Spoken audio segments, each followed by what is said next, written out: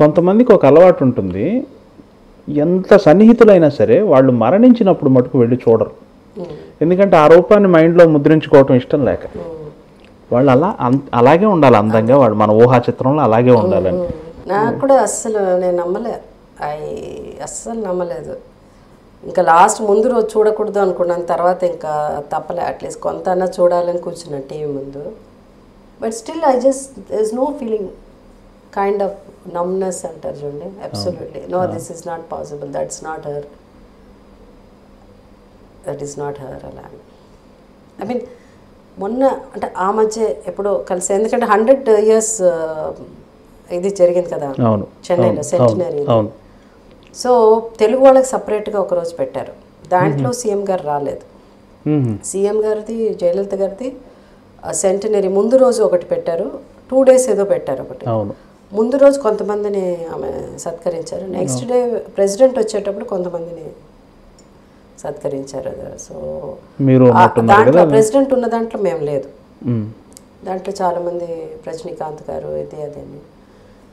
దానికి ముందు రోజు ఒకటి చేశారు, దాంట్లో యాక్చువల్గా ఎవరు లేరు తెలుగు వాళ్ళు దాంట్లో. ఆ ముందు రోజు పెట్టిన దాంట్లో కూడా కమల్ హాసన్, రజనీ గారు ఉన్నారు అనుకుంటా, I think he was there, Rajini గారు ఉన్నారు, శివకుమార్ వాజ్ దేర్, ఇళయరాజా, తర్వాత ఇంకా ఎవరో 2-3, అండ్ అఫ్ కోర్స్ ఆమె పాత హీరోయిన్స్ ఆమె ఉన్నప్పుడు ఇంకెవరెవరో ఉన్నారు, అందరు చాలా మంది ఉన్నారు. And Sridevi also was there, but శ్రీదేవికి ఆ రోజు ఇవ్వలే, శ్రీదేవికి ప్రెసిడెంట్ వచ్చిన రోజు ఇచ్చారు. సో ఇంతవరకే పిలిచారు, అందుకే శ్రీదేవి కూడా తమిళ్లో పెద్ద successful heroine, top heroine Sridevi గారు. తను కూడా శ్రీదేవి అంత ఉన్నింది కాబట్టి శ్రీదేవిని పిలిచారు. దెన్ మన వాళ్ళు ఎవరో వెళ్ళి, మా తెలుగు కూడా ఇక్కడే చేస్తున్నాము మీద అయిపోయిన తర్వాత అంటే, ఎవరెవరు వస్తున్నారు అలా అలా అని అంటే లిస్టు ఇలా చెప్పారు, వీళ్ళు వస్తున్నారు, వాళ్ళు వస్తున్నారు, వాణిశ్రీ గారు వస్తున్నారు, జయసుధ వస్తున్నారా అని అడిగారంట. జయసుధ వస్తున్నారు అనగానే సరే అని ఓకే అనేసి చెప్పారంట. జయసుధకు కూడా నేను కొంతమందికి ఇస్తున్నాను రేపు, ఆ లిస్ట్లో లేదు కానీ పర్వాలేదు తన్ని యాడ్ చేయండి అలా, జయసుధని యాడ్ చేయండి అలా. దాని తర్వాత లేదమ్మా అలాగే జయప్రద కూడా ఆమెకు కూడా వస్తున్నారు, అప్పుడు పొలిటీషియన్స్ కదా వాళ్ళ, జయప్రద గారు నో ప్లీజ్ జయప్రద గారిని కూడా చెప్పండి అని చెప్పి, మీకు నెట్లో చూస్తారు రెడ్ కలర్ శారీ కట్టుకుని చూసాను, ఆ స్పీచ్ మొత్తం విన్నాను. ఆ రోజు అది ఆమె లాస్ట్ మినిట్లో యాడ్ చేసింది, యాడ్ చేసి మేము వెళ్ళేసరికి లేట్ అయిపోయి లోపల వెళ్ళలేకపోయాం, జనం అది ఇది ఆల్రెడీ స్టార్ట్ అయిపోయింది, ఆమె స్టేజ్ మీద ఉంది, అందరూ వచ్చేసారు కూర్చుని ఉన్నారు. నేను జయప్రద మేమంతా లేట్, మా ఇవంతా లేట్ అయిపోయిన తర్వాత స్టేజ్ మీదకి వెళ్ళినప్పుడు కూడా స్టేజ్ మీద వాళ్ళు లిస్ట్ జనరల్గా ఉంటారు కదా వాళ్ళు సెక్యూరిటీ, వీళ్ళు లిస్ట్ చదువుతున్నప్పుడు కూడా మళ్ళీ జయప్రద పేరు లేదు, మళ్ళీ ఓన్లీ జయసుధ పేరే ఉంది. వాళ్ళు అన్నారు madam only your name is there you have అని అన్నారు. సో తన వెనకాల లేదు I think list out madam చెప్పారంట, 2 పేర్లు చెప్పారు అని చెప్పిన తర్వాత పైకి వెళ్ళి మేమిద్దరం కూర్చున్నాం. So she was so this when మేము వస్తున్నాం అనగానే పిలిపించారు. So that was almost great experience. మీరు ఏ ఇంటర్వ్యూలో కూడా షేర్ చేసుకోలేదు, మా అదృష్టం మీరు చెప్తున్నారు ఇదంతా. ఐ జస్ట్ ఆమెను ముట్టుకోవడానికి కూడా భయపడతారు మన వాళ్ళు, దే వోంట్ ఈవెన్. అవును, అంత పాదాభివందనం కూడా అడుగు దూరంలో నేలం చేస్తారు. బట్ దాని అన్నిటికీ ఒక కారణం ఉందండి, only people who know her. అవును, ఆమె కానీ అట్లా లేకపోతే షీ వుడెంట్ హావ్ బీన్, ఇప్పటి వరకు ఉండేది కాదు ఆమె. All her life she went through, I mean it's a fight. అవును, లాస్ట్ వరకు ఫైట్ చేస్తే ఐ థింక్. అవును, పురచ్చి తలైవి అనేది ఆవిడ కరెక్ట్ పేరు కదా, విప్లవం. వెరీ రిజర్వ్డ్ అండి, very reserved and sense like, so that you know she always ah no nonsense అన్నది పక్కన పెట్టడానికి ఒక ఇది ఉంది, అది ఏదో ఒక న్యాచురల్గా ఆమెలో ఉండే ఒక ఇదే. బట్ పొలిటికల్ వచ్చి ఆమె అంత రూత్లెస్ అని, ఆమె ఇదని, ఆమె అందరూ ఇట్లా పడతారు అవన్నీ ఆమె వద్దని చెప్పలేదు. ఎందుకు వద్దని చెప్పలేదంటే దానికి కారణం చాలా ఉంది. ఆమె అలా లేకపోతే కంట్రోల్ చేయకపోతే సస్టైన్ చేయలేను. Being a women and single women, అవును ఫ్యామిలీ మెంబర్స్ కూడా ఐ మీన్ ఉన్నారు but I don't know because I don't want talk much about them.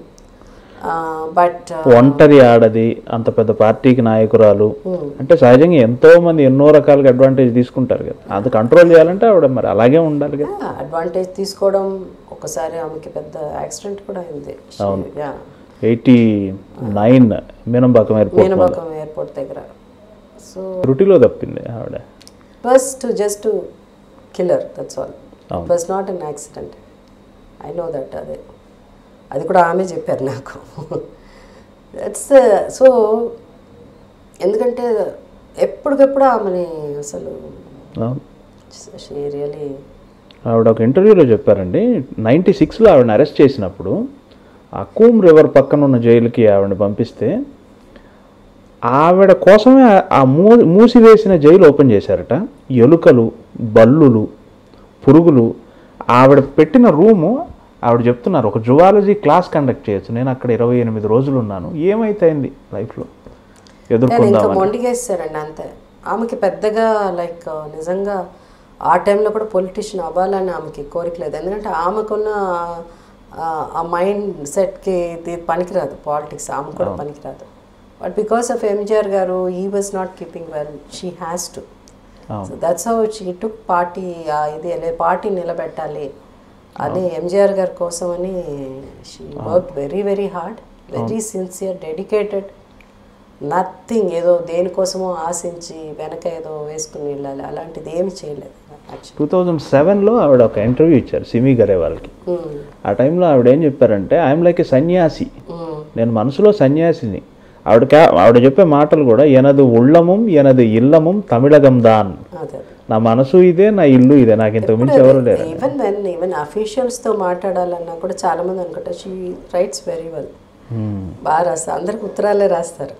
ఎంతో టెక్నాలజీ ఇది వచ్చినా కూడా అప్పుడు కూడా అఫీషియల్స్ కూడా ఎవరికైనా థ్యాంక్స్ చెప్పాలన్నా చాలా చక్కగా, అవును మొన్న దాకా కూడా ఆమె చేసేవారు. అవును she used to do that. అవును. కరుత్రు పలవై అనేది సంథింగ్ ఆవిడ వరుస సంకలనాలు రాసేవాళ్ళట 70sలో. మీకు ఒక ఇంట్రెస్టింగ్ విషయం చెప్తా. మీరు లెటర్స్ ఆవిడ రాస్తున్నారన్నారు కదా, నేను విన్నా ఒక విషయం చెప్తాను, మీరు ఎంటర్టైన్ అవుతారని చెప్తాను. మీ హీరోయిన్లు అందరికీ అభిమానులు ప్రేమ ఉత్తరాలు రాస్తూ ఉంటారు కదా, మీకు కూడా చాలామంది రాసే ఉంటారు కదా. ఒక అభిమానట జయలలిత గారికి ఉత్తరం రాస్తున్నాడట ప్రతి వారం అట. ఫలాని నేను మిమ్మల్ని ప్రేమిస్తున్నాను, నేను మీకు తగిన వాడిని, ఫలాని రోజు లోపల మీరు నన్ను పెళ్లి చేసుకోకపోతే నేను చచ్చిపోతాను. ఒక 7-8 ఉత్తరాలు వచ్చాక ఆవిడ ఫస్ట్ టైం ఒక రివర్స్ ఉత్తరం రాసిందట, రిటర్న్ ఉత్తరం రాసిందట. నువ్వు నన్ను పెళ్లి చేసుకోవాలనుకోవటం కరెక్టే, అందుకేం తప్పు లేదు, నీకు ఆ భావన కూడా సమంజసమే, అయితే నాకు ఒక కండిషన్ ఉంది, మాట మీద నిలబడేవాడిని మాత్రమే పెళ్లి చేసుకోవాలనుకున్నాను, మరి నువ్వేమో మాట మీద నిలబడట్లేదు అంటే అర్థమైందా? అంటే చచ్చిపో, నువ్వు ఫలాన్ డేట్లోగా అని చెప్తున్నావు కానీ చచ్చిపోవట్లేదు. అటువంటి ఉత్తరాలు మీకు వచ్చాయండి? నాకు గుర్తులేదండి, ఎందుకంటే నాకు లెటర్స్ వస్తే నేను చదవలేను కదా. ఓకే. చాలా గొప్పగా ఎవరన్నా రాస్తే మాత్రం చదివి వినిపించేవాళ్ళు, చెత్త అంటే పక్కన పడేసేవాళ్ళు. వీళ్ళే పక్కన వాళ్ళు మాకు ఉండేవారు. లెటర్స్ రాయడం కోసం అని ఒకళ్ళని పెట్టామన్నమాట.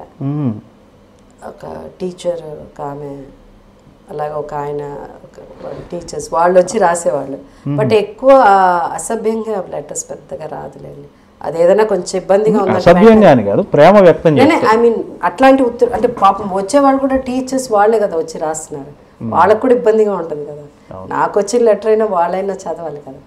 సో అలా అది లవ్ లెటర్స్ తక్కువ, అంటే కొంచెం ఆ రోజులు మరి ఇంత దారుణంగా ఉండేవారు కాదు. అది కాక మీరు మోర్ ఫ్యామిలీ ఆర్టిస్ట్ కదా, మిమ్మల్ని శ్రీదేవి గారు జయప్రద గారి లాగా కొంత గ్లామర్ జోనర్లో ఉన్నా కానీ మీరు మోర్ ఇది కదా.